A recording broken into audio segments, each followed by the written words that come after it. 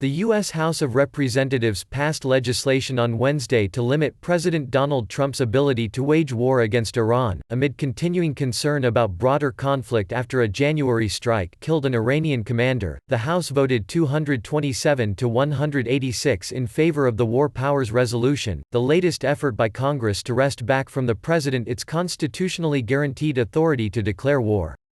Almost every Democrat voted in favor of the resolution. Just 6 of Trump's fellow Republicans supported it.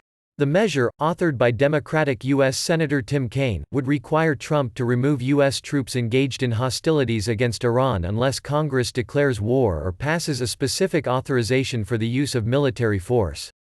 "It's our responsibility to do something because we know the tensions could flare up again at a moment's notice," said Representative Eliot Engel, chairman of the House Foreign Affairs Committee, urging a yes vote.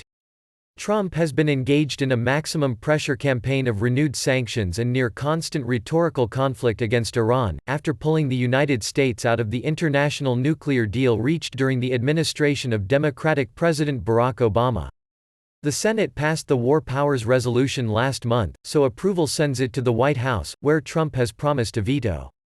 Although 8 of Trump's fellow Republicans in the Senate, who rarely break from the president's policies, joined Democrats to support the resolution in that chamber, the resolution was not expected to muster the two-thirds majorities in both chambers to override a veto. Representative Mike McCall, the Foreign Affairs Committee's top Republican, argued that voting on the resolution was irresponsible, and Congress would be better off addressing the coronavirus pandemic. He said the measure ignored the remarkable restraint Trump had shown in dealings with Iran.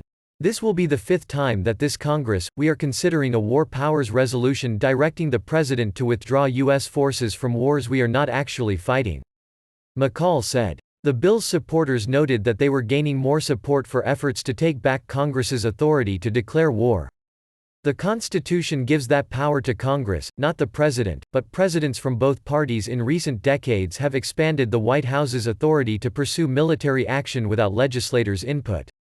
Our founding fathers did not want dictators running America," said Representative Steny Hoyer, the number 2 Democrat in the House. Many members of Congress, including some Republicans, have pushed the administration for more information about the killing in January of top Iranian military commander Qasem Soleimani at Baghdad's airport. L1N29C1XS. Trump did not inform Congress about the drone strike until after it took place, and then, according to many lawmakers, his administration held back too much information about the reason for the strike and its legal justification. Fears of wider conflict also could be fueled by the killing of 2 American and 2 British personnel on Wednesday when small rockets hit Iraq's Taji military camp north of Baghdad. U.S. officials said it was too early to assign blame, but any indication that Iran-backed militias were responsible could ignite a new round of military escalation.